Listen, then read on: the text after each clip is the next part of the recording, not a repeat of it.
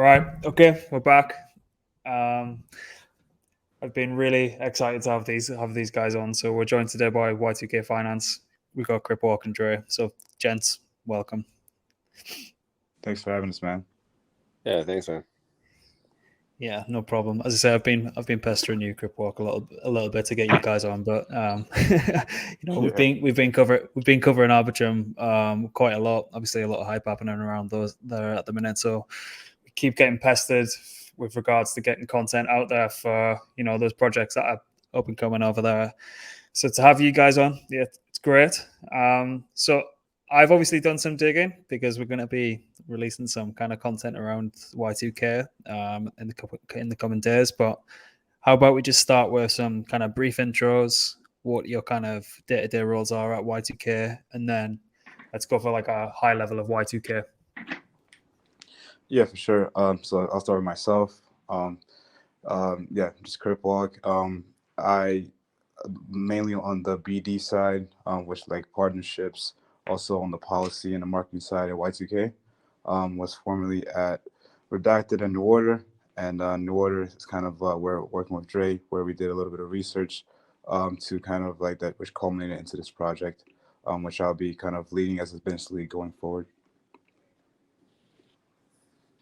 So I'm Dre. I've previously worked in OTC derivative trading. I've also got a background in like nuclear and computational physics. I've been doing research at New Order for some time now, and been doing a lot of work on the internal policy side for Y2K. Nice. Yeah, so we've previously covered Redacted, and we probably should have covered New Order as well, because I think they're both cool products in this space. But so as I say, I've got my understanding of the protocol, but what is the kind of, if we look at it from a problem and solution perspective, what is the solution that you guys are bringing into the market? I have my opinions on this, and I think it's great. But yeah, I'd love to hear it from you guys. Yeah, so essentially just Y2K is a suite of structured products that allows the market to, in a decentralized manner, speculate and hedge against the systemic risks that come with different pegged assets. So you could think of stablecoins as pegged assets, like obviously like the USDC, the DIEs, and the Fraxes, and then also other pegged assets like, for example, SEETH. Pretty much any kind of asset that gives you an intrinsic one-to-one return for whatever you deposit. We create different kind of products that allow you to kind of either underwrite risk for that asset or hedge against that asset depegging and the kind of cascading effects that could have in the ecosystem.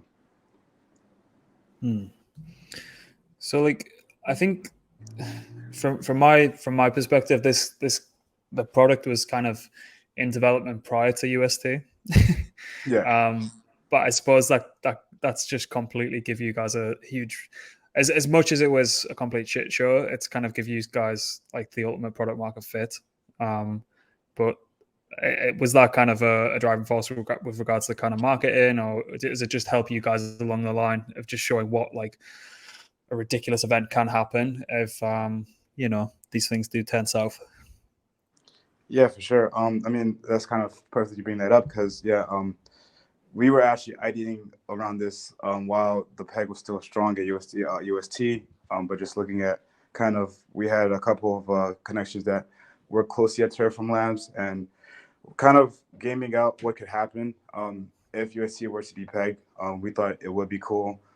We were actually in a rush to see how fast we could kind of get this product out while UST was still alive. So I kind of sucked that it blew up before we were able to get it done. But yeah, and like that kind of give just seeing how the events happened after UST and kind of the existing solutions. Like let's talk about insurance solutions, right? Like for example, like a Nexus Mutual, where people thought they were hedged against that event. And they weren't able to actually get a payout, and due to the like obfuscation and the asymmetry of information, where the arbitration process is done off chain and the settlement's done off chain, people weren't actually able to know the reason why they bring in the position that they were covered for paid out, and we thought it would be cool to just have that process done on chain, as transparent as possible, and in a decentralized manner. Yeah, absolutely. I mean, just imagine paying for the insurance and you're just wondering what's actually going on behind the scenes, and Yeah, it's a double rug. completely. Just a little bit of a tangent, but do you think algo stables are done? I think it's a problem that like everyone's always going to try to solve. It's kind of like the golden nugget in DeFi, like one of them, I guess.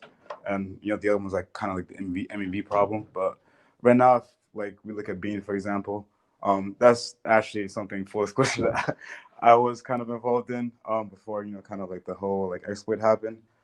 So like we always see that like I think with DSD before, like once these solutions pop up, I think everybody kind of wants somebody to solve like like this problem with the algo stable. Mm-hmm. Like who knows if it could actually ever be done, but I think someone's always going to try to come with a different spin, and maybe like with every like incremental kind of product that comes out trying to fix this problem, maybe there's a solution someday. But I do think it's something that everybody's always going to try to figure out. Yeah, absolutely. I tend to agree, and I mean, like, it's easy to have that kind of recency bias, isn't it, when the kind of unfortunate events of Terra have unfolded and stuff like that. But ideally, if we can kind of get to a stage like that where it actually is a completely decentralized algo stable that's scalable, highly liquid, I mean, that's a dream scenario, right? But I don't know, might take us a while to get there. Yeah, definitely hoping for sure. But problem is, like, from my opinion, there's people out there that are kind of opportunistic to, they're happy to kind of try and push it to its limits and try and, there was the kind of whole theory around USD being kind of broke on purpose. Yeah. The pegs there to be broken and all that kind of shit. But I suppose with you guys and your product, people can kind of hedge out against that.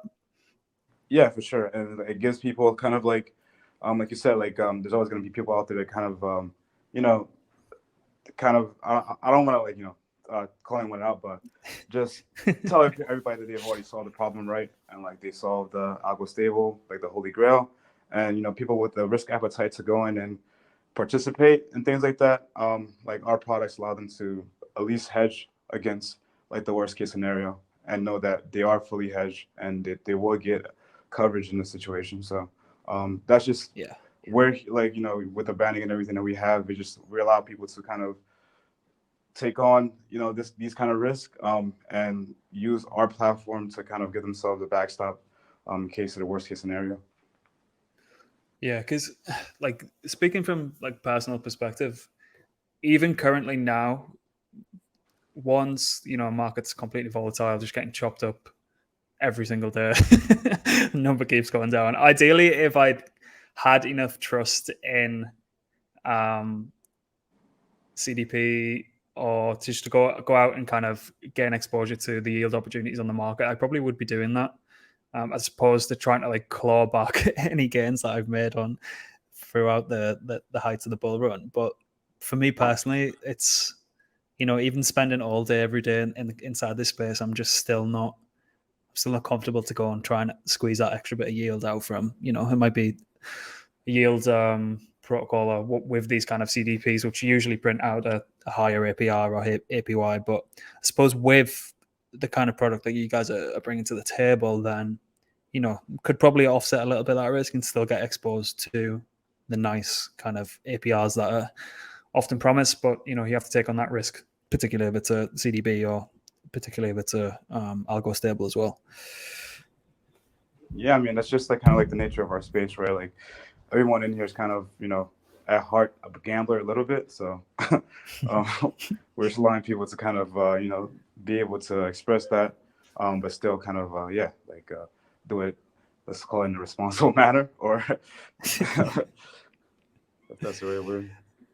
Yeah, what I think is really cool is like you guys seem to be, despite missing the UST thing, you guys must be looking at the likes of Curve stablecoin, GHO by Aave, maybe Dopex USD, and there's a few others. Like, seems like these big protocols that are wanting to like reduce opportunity cost for liquidity providers that can, utilize their protocols on stablecoin. Like, I'm just seeing that every large protocol will probably converge to having some sort of native stablecoin in some sense. And you guys are probably going to be, in a very, very good place going forward. Despite missing USD, I think there's an awful large market that's about to kind of come online. Are you guys seeing that as well?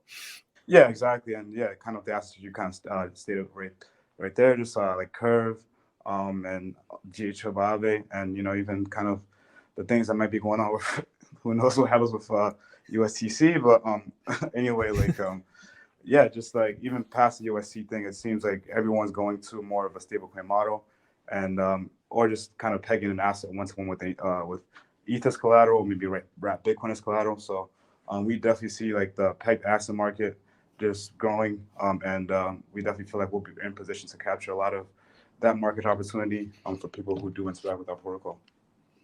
Mm-hmm. Okay, so first two products, Earthquake, Wildfire. What's the kind of high level, and if you were a user, what would be the basic kind of purchase flow for that? Like, what if I was to come to Y2K? How can I kind of interact with these first two products? Yeah, for sure. So I'll kind of give you like the high level of like kind of how the architecture of the vaults, and I think I'll let Andre go a little bit deeper into like the background between like the strike prices and everything like that. But essentially for Earthquake, there'd be these two-sided insurance vaults. One side would be for premium depositors, the other side would be for collateral depositors. So for example, if you were a user that was exposed to Curve USD, for example, and you wanted to come in and take out a hedge position against a depegging event for Curve USD, you could come in and deposit ETH as premium into our Earthquake vaults, and we'd have two different strike prices. One like that's like a higher strike price, which will be a weekly vault, and we'd have a lower strike price, which would be a 30-day vault. And you could come in and pick one of the strike prices and deposit ETH as collateral, and once you deposit ETH as collateral, you mint out an ERC 1155 token that represents your position in the vault, and that gives you the right to a payout in a case of a depegging event. And then on the other side, if you are somebody who kind of believes in Curve USD and you, based off the kind of probabilities of a depegging event happen, you feel comfortable in underwriting the risk for it, you can deposit ETH as collateral into the vaults, and also mint an ERC 1155 token that represents your position.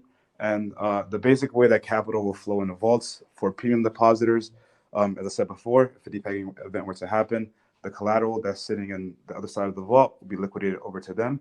And then for collateral depositors, if a depegging event were to happen, obviously they get liquidated.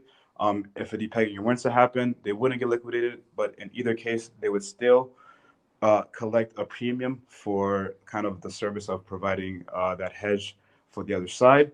And in terms of how value accrues to token holders, we'd be collecting a 5% claim fee from either side based off who wins, or like the conditions at the end of the epoch. Whoever claims a reward at the end of the epoch, we'd be claiming a 5% fee on that claim, and 70% of that fee would be going to VE Y2K lockers, and 30% of it will be redistributed back to the protocol.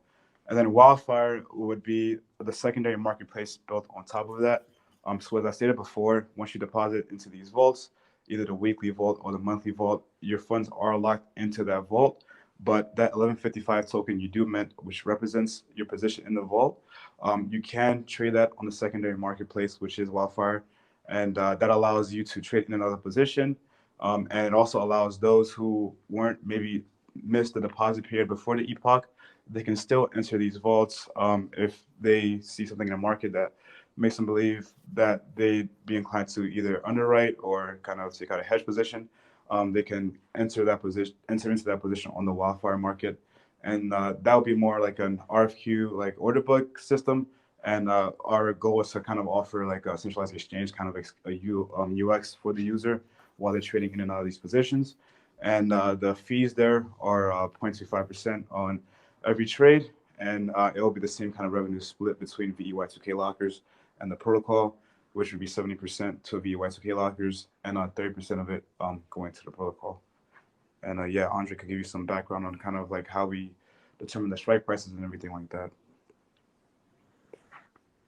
Yeah, so it's kind of funny. One of the things that we first started looking at this idea back in April, actually, and we were asking ourselves a lot of questions like how on earth do you price these things? Like what's the probability of something depegging? And like in a lot of cases, you can do as much statistical analysis as you want and like look at as much historical data and like get as deep as you want. And like sometimes it's just you just have no idea what that probability is. And often just the market won't even imply anything, right?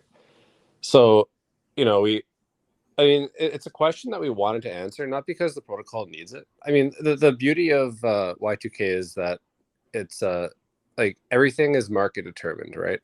It's priced by the market. We're not telling people, hey, this is your insurance payout if you want to go and buy, Depeg insurance on DAI or something. There's someone else. It's fully decentralized, right? People are depositing in vaults, and then like the ratio of Ethereum in those vaults is determining, a market implied probability. Mm-hmm. And and a big part of that was, if you don't know how to price something, or if you're having trouble pricing something, or rather determining the probability of something happening, the next best thing you can do is to create a market for it and let the market decide, right? That's actually what a lot of people do in TradFi is just you create a derivatives market for something that you can't price, and all of a sudden you've got a price for it. And you kind of let things reach that equilibrium. But then so yeah, sure, we didn't really need to understand how to like do anything super theoretical to price them, but in order to determine what strike prices we want to use, it did take a little bit more thinking, right? Because we don't want to have like a strike price of 50 cents on every single stable coin, where we could end up seeing just literally no action for 2 or 3 years, right? Like, there is like a pretty decent scenario where none of the major stables or pegged assets just like significantly depeg or go to zero over the next few months. And something can depeg by 10 cents, and a lot of people's hedges can be blown up. And like we want to be able to like allow people to hedge for things like that as well, right? So we ended up, we did a lot of thinking around how do we launch, what strike prices we want to use, and like how do we want to determine them. And then the general consensus was like for each pegged asset, like at Genesis, everybody's gonna have 2 options.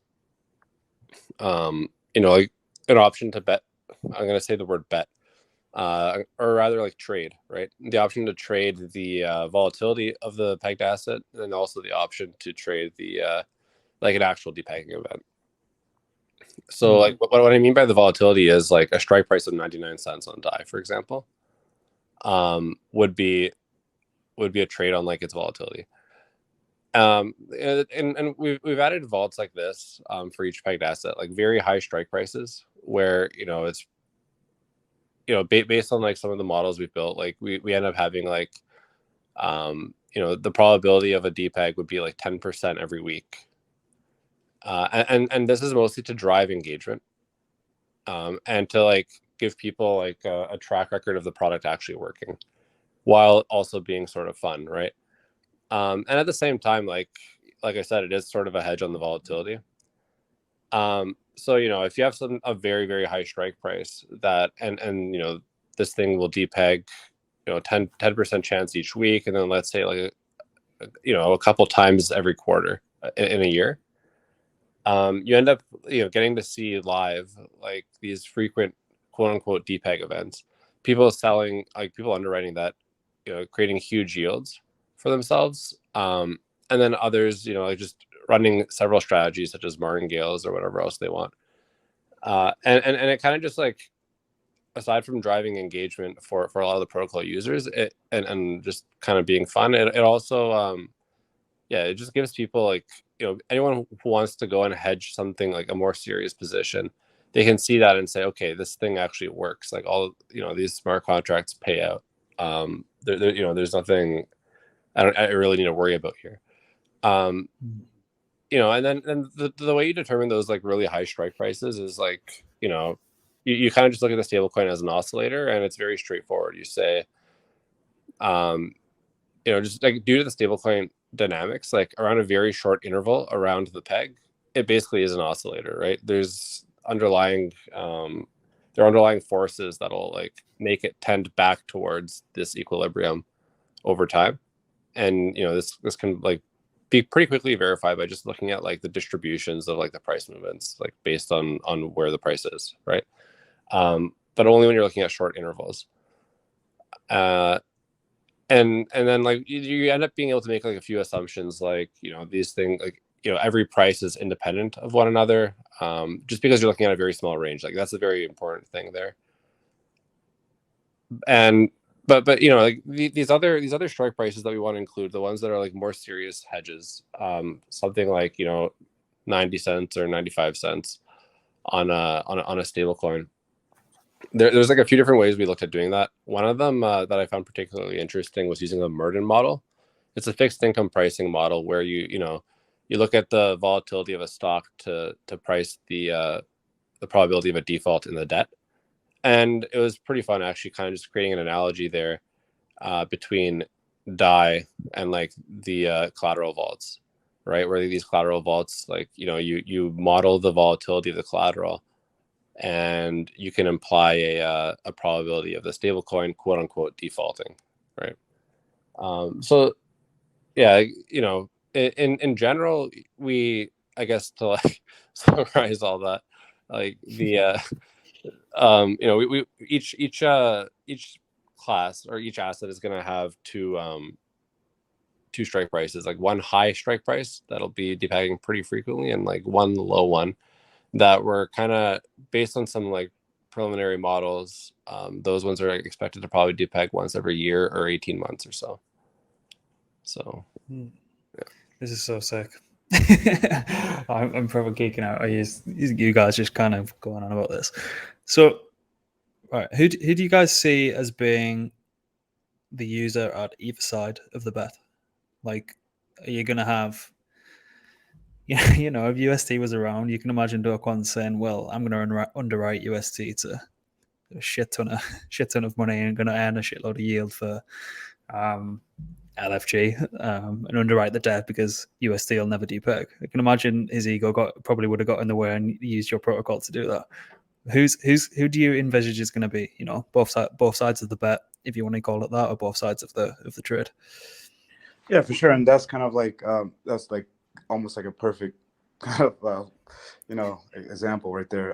Like on the collateral side, like respect kind of like DAOs or these stablecoin providers that want to show confidence in their pegged asset, right?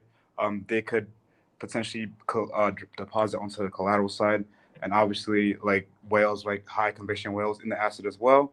And on the other side would be more kind of like retail users, right, that are looking for a hedge against their position, just to get a backstop in case of a depegging event. But just kind of the way the two different vaults work out, and like the kind of like the profile of the users for the two different vaults. So for the kind of higher strike prices, it'd be kind of more like the degen kind of like betting kind of type of people, right? That kind of just want to bet on these different stable coins depegging in a short amount of time, right? But over like the month-long epochs, the lower strike prices, which Andre just talked about, kind of like where those are more depegging once or every year, once every 18 months. Those are more people looking to kind of like get proper insurance and proper coverage against their position over the long term.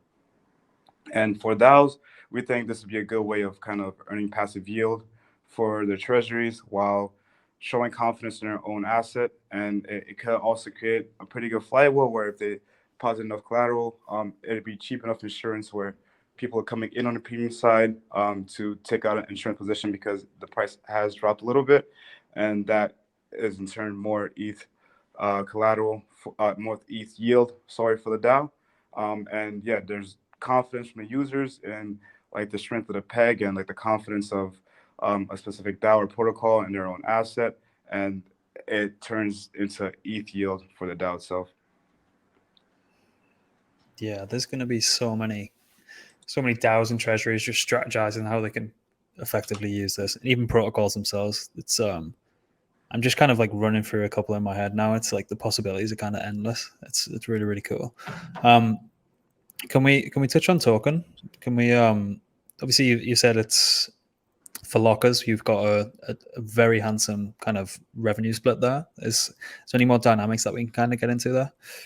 Yeah, for sure. If you could think about like the earthquake vaults, the early depositors, right, would be at a disadvantage to later depositors because, as Jay just said, like intentional design decision that we made was for the price of these insurance or these hedge positions to be determined fully by the market. So those coming early into the vault wouldn't necessarily have an exact they won't have an exact reference point for the kind of coverage they're getting or the amount of insurance they're underwriting for. So for those kind of depositors, they'd be able to have access to the farm and get access to the emissions for that epoch earlier than later depositors. And those emissions would be given out over a bonding curve so that there'll be less available for later depositors because they would have the information asymmetry and the advantage of knowing a more accurate estimate of kind of the insurance they'll be able to get or like the insurance they'd be underwriting for. And then, in terms of the Y2K lockers, you also have to interact with the vaults to kind of mint Y2K tokens and then be able to lock them up. And that gives you access to the fees for the protocol and also governance where we be adding new vaults. And once we also have a gauge system down the line, directing emissions and things of that nature as well. Nice. I'm really interested to see how this kind of secondary market plays out, particularly if there's, a bit of a shit show happening at a specific protocol that has a stablecoin listed. People are effectively going to be able to name the price for the insurance on that. That's going to be really interesting to watch play out. Okay. So I know everyone's going to be asking me, when can they get involved? Yeah, for sure. Right now we're just the code's been frozen. Since this is kind of we want these funds to be available and these contracts to be secured for people as they are hedging positions in these vaults. We've had a pretty thorough kind of like audit gauntlet just to make sure that the contracts are fully secure. So we've gotten 3 audits by Code Arena. We've gotten an audit by PegShield. We've actually hired on our lead engineer who was formerly an auditor himself. So he's been looking through the code painstakingly. And then we're also getting a final round of audits right now through Code Arena. 3 through Halborn and then 1 PegShield and the 1 through Code Arena going up right now. Sorry. So after the audits are done, we'd be kind of making the minor tweaks and updates that need to be made to the contracts to make sure they're battle ready and ready to go. And we're looking at kind of the range of late September to early to mid-October for a launch for everybody.